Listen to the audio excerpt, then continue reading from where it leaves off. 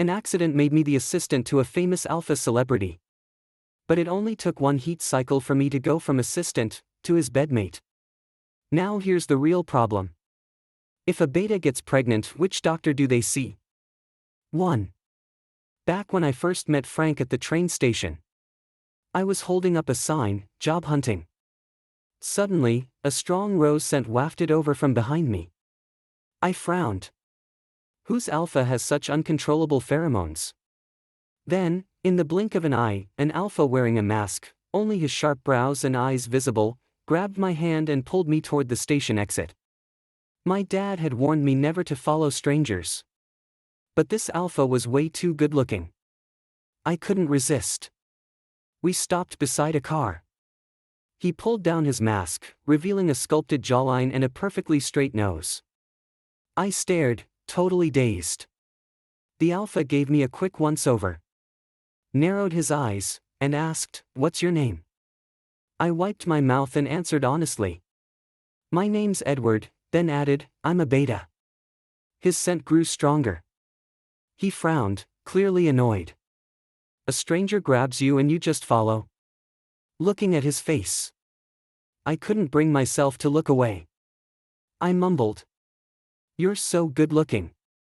I figured you wouldn't scam me."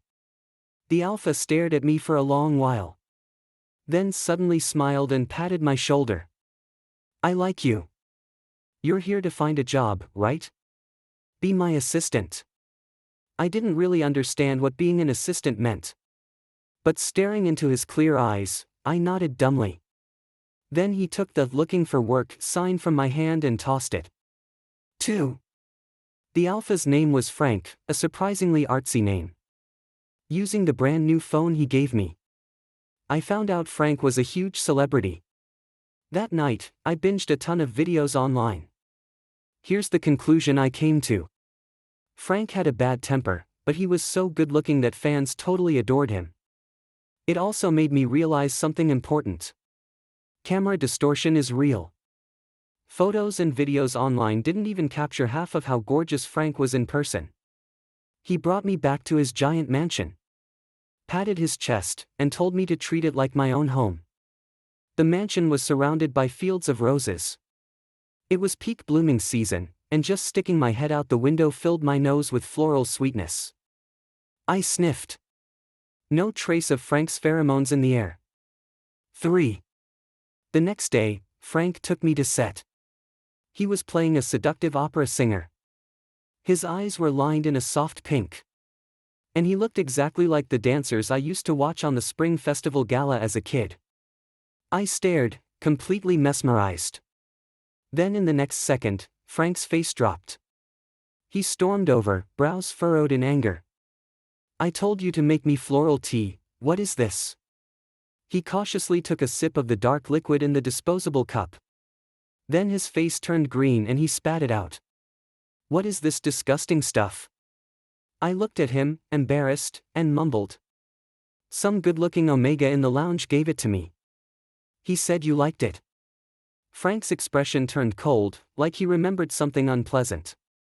He gritted his teeth and pinched my cheek. "I hate coffee." Got it? But coffee's supposed to be great. Too bad Frank couldn't stand it. When he went off to film, I secretly drank the leftover coffee and spat it out immediately. That Omega was really something. He smelled like sweet milk, but liked such a bitter drink. 4. Later, on the way home with Frank, we ran into that same Omega again. He rushed up and started knocking on Frank's car window, saying something urgently. Frank was driving and opened the window, clearly annoyed. I immediately pinched my nose. That milk scent was overpowering, made me want to cough. Frank's expression changed instantly. His face flushed. The Omega's cheeks were red too. And his gaze stuck to Frank like syrup. Even I, a beta, could tell. The Omega was trying to trigger Frank's heat. That's definitely not okay. I wasn't affected by pheromones as a beta, so I was just about to step in and play the hero. But Frank quickly rolled the window back up and yanked open his collar. The Omega kept banging on the glass. Luckily, we were parked in a secluded alley with hardly anyone around. I recognized him, very attractive. He was known as the most popular Omega among alphas nationwide. There had even been rumors online about him and Frank a long time ago. But they were denied pretty fast. The scent of roses filled the cramped car. Frank's pheromones and the Omega's clashed. Milk and flowers mixed into something awful. I held my nose and curled up in the back seat. No idea how long it lasted. Eventually, someone came and took the Omega away. Frank's eyes were bloodshot as he drove us back to the mansion. 5. Is sleeping with your boss part of the assistant job description? I was lying in bed, staring hopelessly at the ceiling. Beside me, an alpha lay completely naked, fast asleep. My body still ached. I turned my head and saw Frank's beautiful face. My cheeks flushed, and I quickly looked away. Just thinking about the chaos from 2 nights ago made my face burn. Frank had barely kept his cool after the Omega tried to trigger his heat. He managed to drive home. I had just opened the front door. I mean, I knew betas weren't attractive to alphas. But something in my gut screamed danger. Forcing a smile, I tried to excuse myself back to my room. Before I could even look up, a pair of large, burning hot hands clamped onto the back of my neck. A thumb brushed slowly over the side. Then something sharp pressed against my cheek. And hot breath hit my skin. Frank's voice was hoarse, like he was holding something back. You smell really good. I'm a beta. I don't have pheromones. What was he smelling? My hair stood on end. I tried to fight him off. And froze. Damn, this alpha was stronger than me. I couldn't break free. Frank just buried his face deeper into my neck. His sharp canines felt like they could tear through my skin any second. I panicked. Sniffling, I muttered in a shaky voice. Sir, I'm a beta, can you not bite me? I can go find you an Omega, okay? His thick hair brushed against my face. It tickled. Frank didn't react for a long time. Then, suddenly, he let out a low chuckle. I don't want an Omega, his breath ragged, voice rough. I want you. I blanked out. And before I knew it, I'd been tossed onto his bed, bag and all. Frank's mattress was drenched in his signature rose scent. It overwhelmed me. My mind turned to mush, thick, sticky, and completely unfocused. I could only stare at the ceiling in a daze. 6. Frank was a top-tier alpha. If he were back in my village, he'd be the most sought-after man around. And let's be honest, he's insanely good-looking. So, sleeping with him? You could say I got the better end of the deal. I brainwashed myself into accepting it. And soon felt pretty okay about the whole thing. I got up, humming, and went to make porridge for Frank. Strangely, he'd been running a fever since the day before. At first, I thought maybe he'd just overexerted himself. But when I touched his forehead that morning, it was scorching. His bangs were soaked with sweat. With one elegant motion, his long fingers brushed them aside, revealing a pale face and reddened eyes. His lashes were thick and damp with tears. He looked heartbreakingly soft. I stared again. It took me a second to snap out of it, my face flushed red. I awkwardly turned away and headed into the kitchen. Frank didn't like strangers in his house. So other than a part-time housekeeper, I was the only one who cooked. Even with a fever, Frank refused to rest properly. I propped him up against the headboard and fed him porridge spoon by spoon. His eyes were hazy.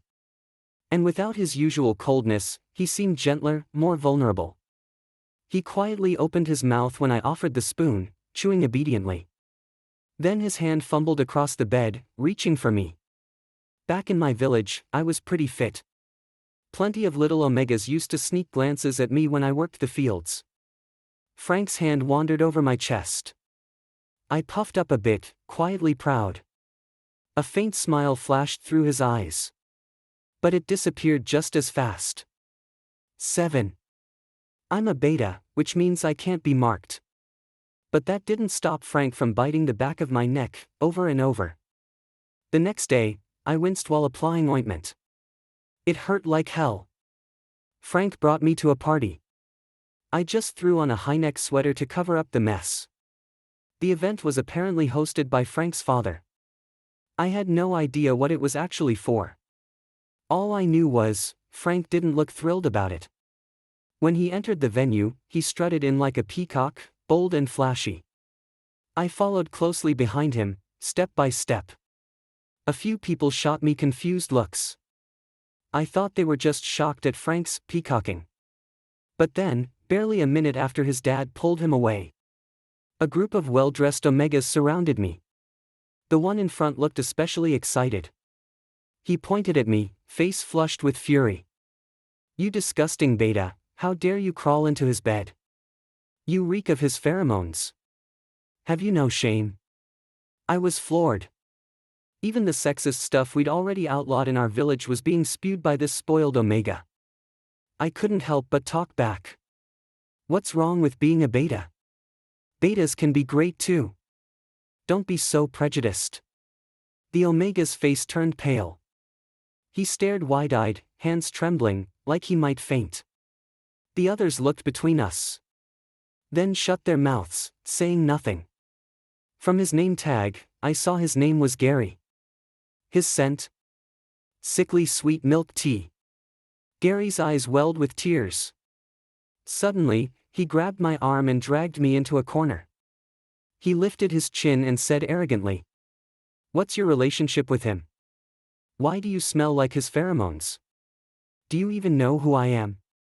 I'm his fiancé. He's going to marry me. You need to back off. Or else," he waved a dainty fist in the air, "you'll get a taste of Gary's wrath." I blinked. I had no idea what he was talking about. But he did look kind of familiar. "I'm Frank's assistant," I said. "Of course I smell a little like him.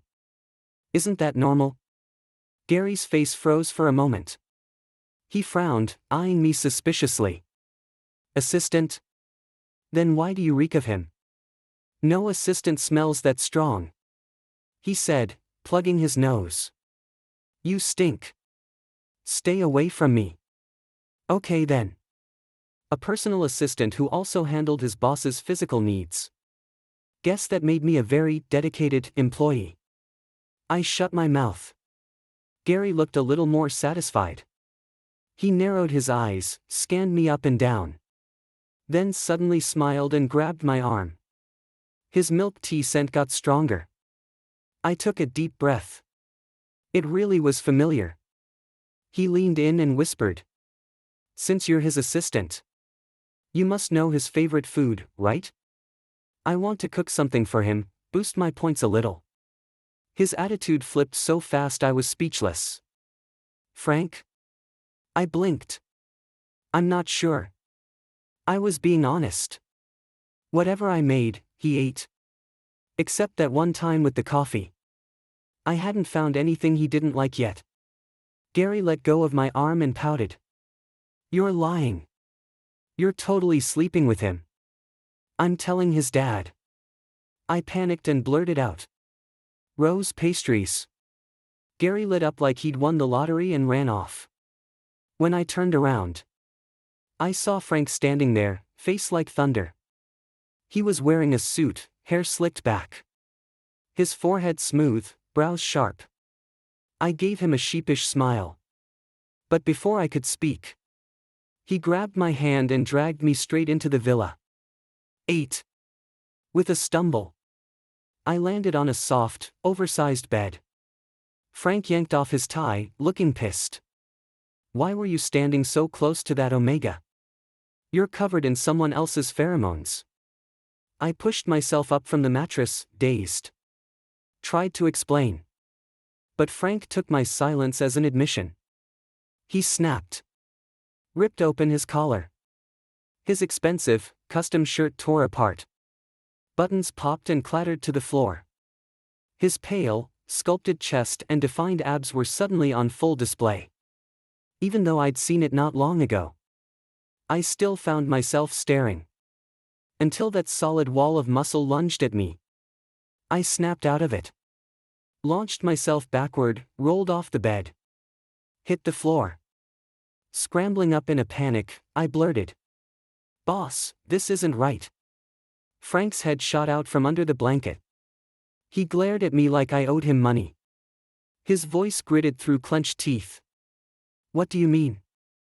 You slept with me and now you're not going to take responsibility?" "Take responsibility? For what?" I laughed awkwardly, trying to brush it off. "Boss, I'm just a regular beta. That night was just a mistake." Frank's face darkened. He stared at me for a long time. Then slowly gave me a crooked smile, cold and unreadable. "Wow, Edward. You're really something." 9. He slammed the door and left. I sat there for a minute in shock. Then I got up and tried to open the door. Locked. That's when it hit me. I was still in Frank's bedroom. There was a huge bed. And an even bigger sitting area. The nightstand was covered in old photos and little trinkets. Probably stuff Frank liked as a teenager. With the door locked, I peeked out through the balcony. All I could see was the thick canopy of a giant tree swaying in the wind. I stared at it for a long time. Then climbed over the railing. Jumped. Managed to grab the tree. I slid down along the trunk. But slipped when I was about a meter off the ground. Landed straight on my backside. Pain shot up my spine and twisted my face. I bit down hard to keep from yelling. Then, suddenly, a pale, delicate hand appeared in front of me. I followed the arm upward. Narrowed my eyes in surprise. Wasn't this the same Omega with the milk-sweet pheromones who triggered Frank's heat last time? It had been a while since then. I hadn't seen him on any shows and thought maybe he'd been blacklisted. Yet here he was, standing right in front of me. I didn't take his hand. Instead, I clutched my aching butt and stood up cautiously. I hadn't forgotten that awful first impression. "What are you doing here?" I still remembered how Frank had a fever for 2 days after that heat incident. Was he back to pull something again? Seeing the wary look on my face, the Omega hesitated and gave a weak, embarrassed smile. "Sorry. I didn't mean any harm. You just looked like you were in pain." I rubbed my backside and forced a tough guy voice. "Thanks. I'm fine." The Omega looked pale, so thin he seemed like a gust of wind could knock him over. His eyes were unnervingly clear, unblinking as they stared into mine. There was something eerie about it. I shivered and frowned. "All right then. I'll leave you be." I turned to go. But the next second, the Omega grabbed my wrist. His voice was desperate. "Please, can you help me get out of here? I'm being kept here against my will." He coughed, sounding even weaker. "Please, I beg you." I looked at the frail Omega, who barely reached my shoulder. He wasn't the confident seducer from last time. "So why are you locked up here?" He bit his lip, clearly struggling to answer. "You literally tried to send Frank into heat last time. Why should I trust you?" I started peeling his fingers off, ready to walk away. But he suddenly stepped forward. Tears spilling down his face. "It's my fault. I was wrong. I shouldn't have done that. But I had no choice. I really didn't." He kept mumbling the same lines. His fingers digging painfully into my arm. A strong wave of that sweet milk scent filled the air. Thick enough to drown in. Before I could react, the Omega's eyes rolled back. And he passed out. 10. Leaving a pheromone-heavy Omega unconscious like that? I couldn't do it. So I scooped him up and carried him into a closed-off room. After all, I wouldn't go into heat. Still, to be safe, I blocked the door. just in case an alpha caught the scent and lost control. I called Frank. Told him I'd found the same milk-scented Omega from before. His end of the call was chaotic. I barely caught a gruff, "Wait there," before the line cut. I stayed in the room, wandering around out of boredom, and accidentally saw something I really shouldn't have. The Omega was in heat. His face flushed, body writhing on the bed as he tugged at his clothes. His collar slipped down, revealing a deep, fresh bite mark. Dark red. Still bleeding. That was a lifelong bond mark. I froze. Didn't even hear the frantic knocking outside the room, terrified that it might be Frank. I tossed a blanket over the Omega and ran to check the peephole. Sure enough, Frank was banging on the door. And standing behind him was a man who looked vaguely like him. Older, more refined, with lines at the corners of his eyes. Frank shouted, "Edward! Open up, I brought someone." I hesitated, but unlocked the door. Frank immediately pinched his nose and waved me aside, clearly bothered by the scent. The man behind him furrowed his brow but strolled into the room calmly. I stepped out, only to watch the older alpha walk into the room, exchange a knowing look with Frank, and close the door behind him. Through the narrow crack, I caught a glimpse. The Omega leapt onto the alpha, desperately kissing him. The alpha didn't move. Didn't even lift his hand. The door closed. No more pheromones. No more sound. I turned to Frank. "Who was that?" He didn't blink. "My dad." "What?" I clearly remembered that Omega begging Frank to mark him just a while ago. Now he was lifelong bonded with Frank's father. Frank saw the shock on my face, shot me a side glance, and smirked. Couldn't get into my bed, so he settled for my dad's. Pretty normal, isn't it? No. No, that was not normal. Rich families are wild. I gave a very awkward, very stiff smile. 11. Frank didn't seem the least bit worried when I ran out. After the banquet, he just took me back to his villa. That night, I grabbed his collar and confronted him, trying to reach his conscience. "Boss, I'm just your assistant. I think assistants aren't supposed to help bosses with personal needs." Frank leaned against the bedroom door, pulling open his collar to reveal a delicate collarbone. The bite marks from last time were still there. I clenched my teeth, suddenly feeling a sharp pain at the back of my neck. He raised an eyebrow and smiled, tongue flicking over his lips, deep red and husky. "But I really want you. And you want me too, don't you?" I swallowed hard. "Boss, this isn't right. I'm looking for a proper job." He'd had some wine at the banquet, his pale face was flushed, his eyes hazy. There was something in his gaze that pulled at my thoughts. And I froze.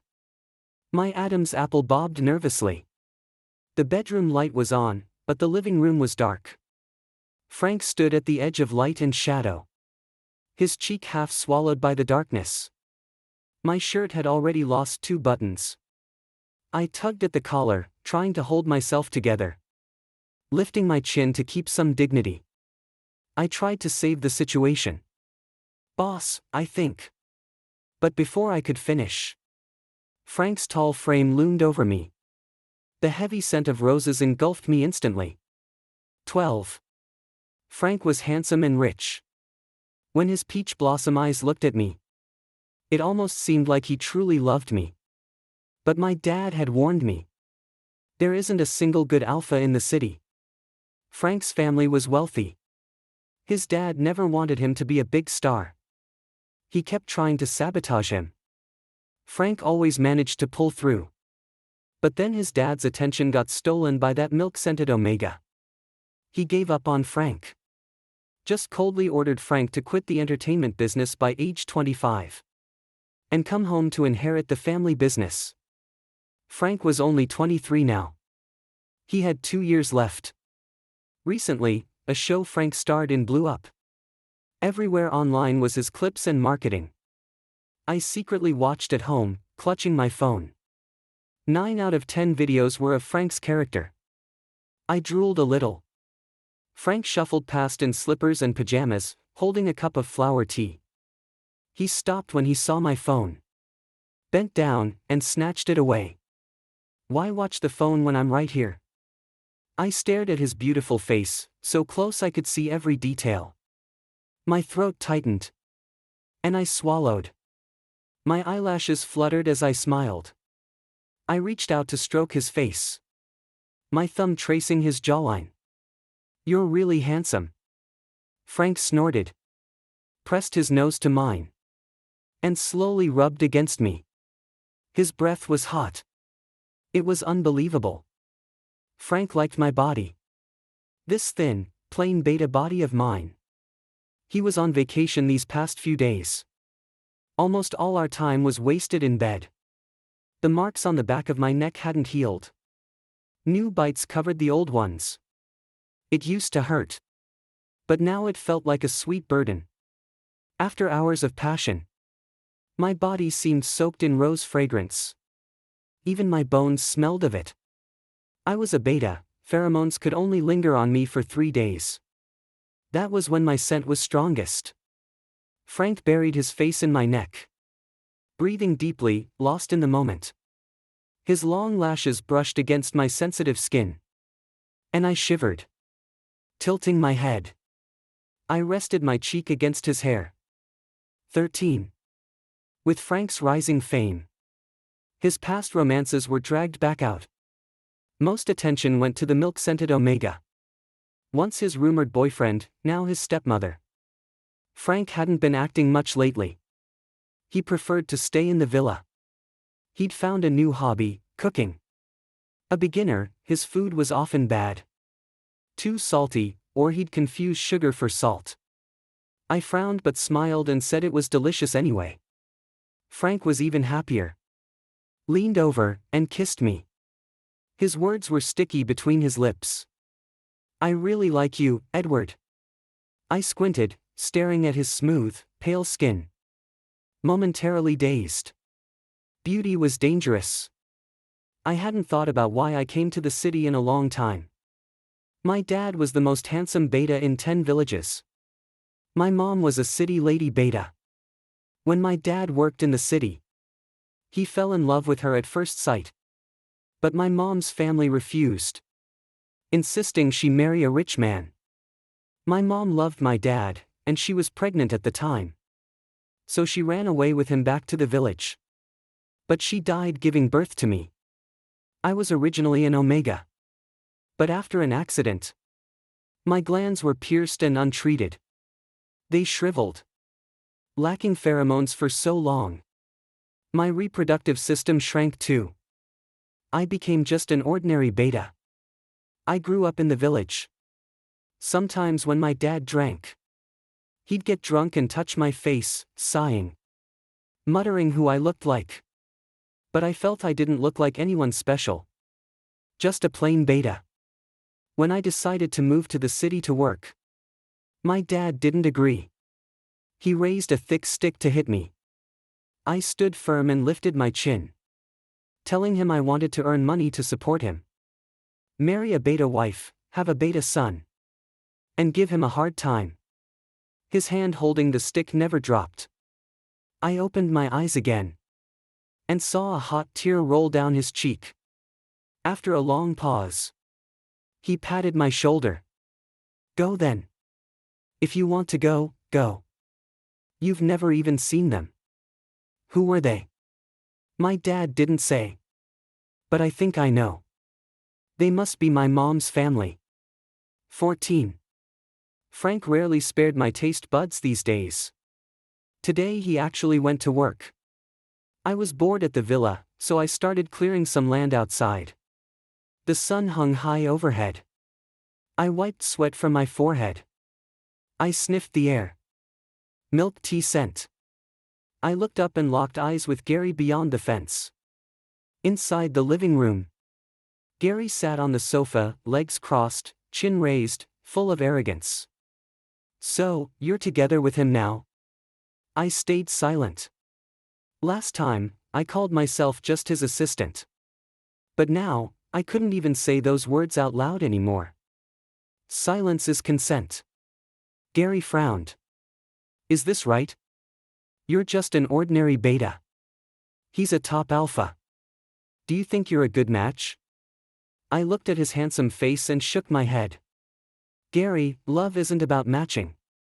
It's about loving each other. Gary's face darkened, annoyed at my stubbornness. Didn't I tell you before? I'm his fiancée.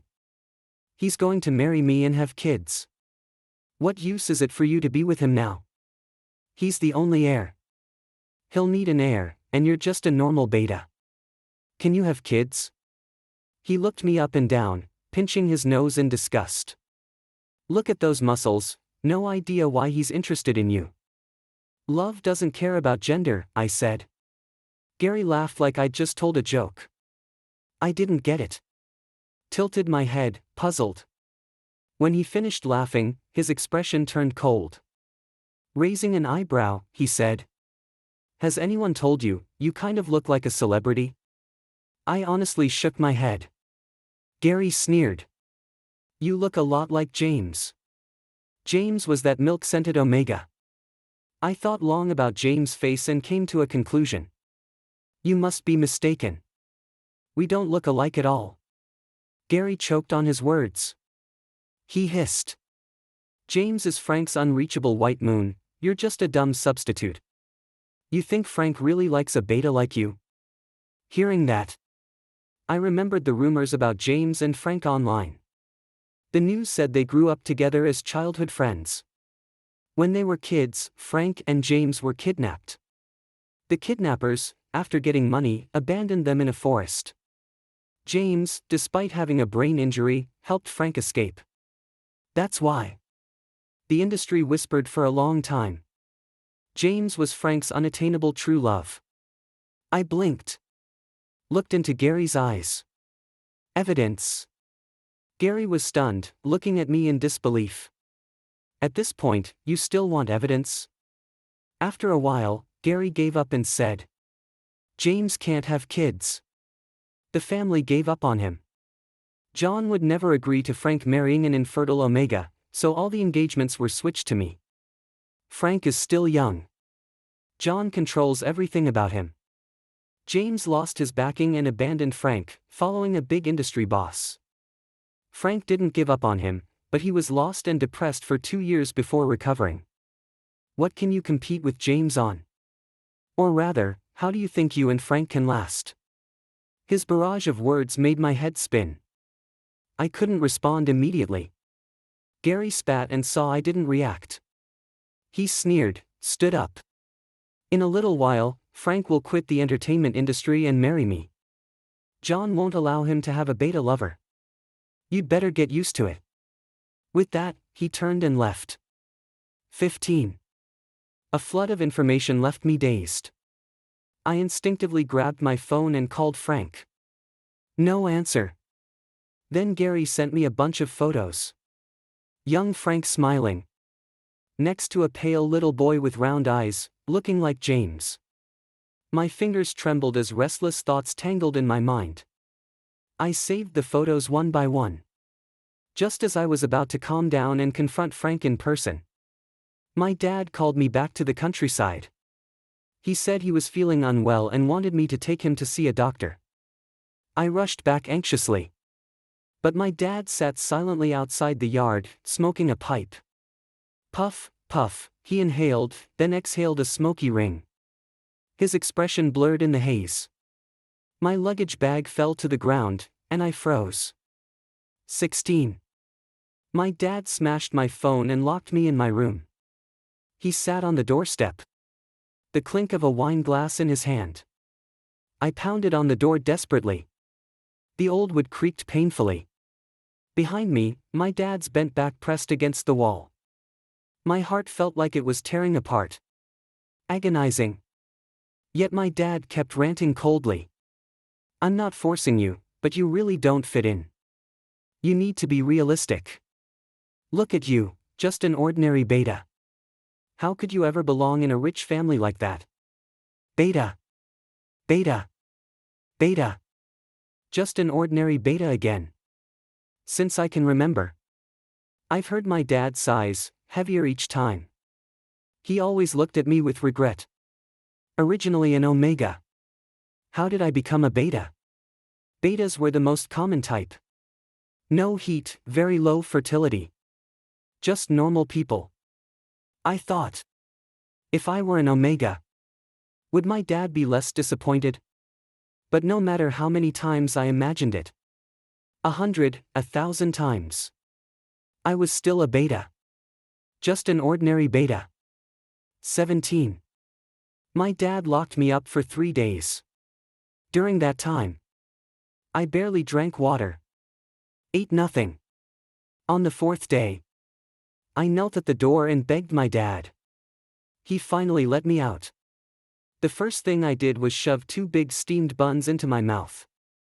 They stuck in my throat, neither down nor up. My throat burned as I coughed uncontrollably. Tears streaming down my face. Finally, I wiped my tears and looked at my dad. I forced a smile and said, "Dad, I made some money. From now on, I'll support you at home. Marry a beta wife. And have a beta son to annoy you." My dad just looked at me without a word. The smoke he exhaled curled in the clear blue sky. 18. Later, my dad tried to set me up with a beta girl from the village. While working, my dad called me over. I wiped sweat from my brow, ready to refuse. My dad's face turned cold. He tapped my head with his smoking pipe. I dodged, smiling. "Dad, I want a son-in-law, not a daughter-in-law. Since I'm a bottom, I can't harm any girl." Dad blew his beard and glared. He didn't know what to do but was afraid I'd spread the news that I was a bottom, so he just gave up on introducing anyone to me. After the busy season ended, I rested in the yard, massaging my dad's legs. From outside the fence came a familiar rose scent. I slowly looked up. Frank stood outside with red eyes, dressed sharply in a suit. Behind him were John, James, and Gary. My dad stood, frowning like a protective hen guarding her chicks, ready to cause trouble. A rush of anger hit his head. The next moment, my consciousness slipped into darkness. My last memory was my dad's panicked face and Frank's furious shout. 19. When I woke up again, Frank's tear-streaked face came into view. I didn't know how long I had been out, my throat hurt badly. I opened my mouth but couldn't speak. My dad walked to the bedside, pushing Frank aside with a harsh tone. "Fine, Edward is pregnant, and already 8 weeks along." I widened my eyes and pointed at myself. "Who's pregnant?" Frank grabbed my hand, tears in his eyes. "Baby, you've been through so much, boo-hoo." His ugly sobbing made me frown and try to push him away. His grip was tight, I couldn't pull away. At that moment, John was the calmest. He held an ultrasound report, smiling broadly. "Congratulations, you're going to be a dad." Seeing my stunned look, John opened the report. 8 weeks pregnant. "The fetus is healthy, our child. The doctor said even though your reproductive tract is underdeveloped, the embryo was able to implant. Don't worry, I won't let you down." My gaze shifted to James behind him. Raising an eyebrow, I asked, "What's going on between you two?" Gary's face darkened. James bowed deeply to me. "Sorry, it was Gary's fault, we shouldn't have interfered with your relationship with Frank." Gary reluctantly bowed. "Sorry, brother." I looked at my dad in surprise. He looked away. 20. It turns out, my mom is James and Gary's aunt. So, in a way, I'm a family child. That photo wasn't of Frank and James. It was me. Back then, I was still an omega. When James was born, he was found infertile. They needed an explanation, a worthy omega to match Frank. Their eyes turned to me, the abandoned child of a once omega girl. At that time, James and Frank were kidnapped by the same gang. By fate or chance, they ended up in our rural village. The vicious kidnappers, after getting paid, abandoned a burnt-out kid and a frail Omega in a dangerous forest. If it weren't for my dad going up the mountain and bringing them home. Frank seemed like his brain was damaged, unresponsive to anything. James was mute, refusing to speak no matter what my dad said.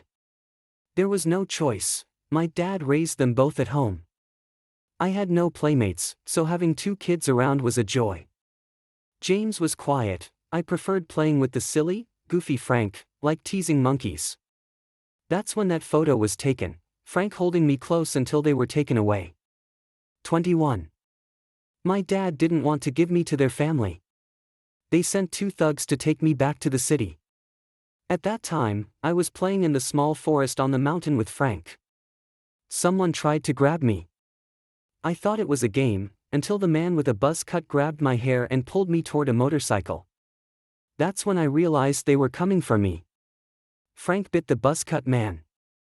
He yelled in pain and let go. I ran into the woods. They chased me, I panicked. I fell down a cliff. The glands in the back of my neck were torn open, soaked in mud and water for hours. Ruined. I also lost that memory. Frank went into the mountains to find me, bleeding and battered, with James following him. They couldn't find me. They met John instead. John took him back. Frank had a fever for 3 days. He forgot me. James naturally became his savior. And so the White Moon rumor was born. 22. Everyone was cleared from the hospital room. Frank cried by my neck like a child. After a long time, he sniffled and looked up. Pale cheeks, red-rimmed eyes, a beauty in tears. I was stunned again. Frank shyly pulled out the photo from his pocket, blinking his big watery eyes. His voice still cracked from crying. I told you back then, it wasn't lust. I've loved you for a long time. 23. After that, Frank eagerly quit the industry. He started working at a company, claiming to earn money for baby formula and to take down their enemies. They were all rotten inside, though polished outside. With James and Gary working together behind the scenes. Gary took over the remaining family assets. The day I gave birth. Frank was so excited outside he vomited. John clenched his fists, his face cold. My dad looked at Frank with disdain, but his hand trembled while smoking. My child was an Omega. Frank knelt by the bed, clutching my arm and sobbing. He said he was terrified and would get sterilized soon. John glared at him and stopped him. Frank brought a bracelet worth a house. He cut his hair short, looking sharp and professional. He bent down and played with the baby. Suddenly he said, "Hey, little Omega, welcome to the world. You've got a good fate."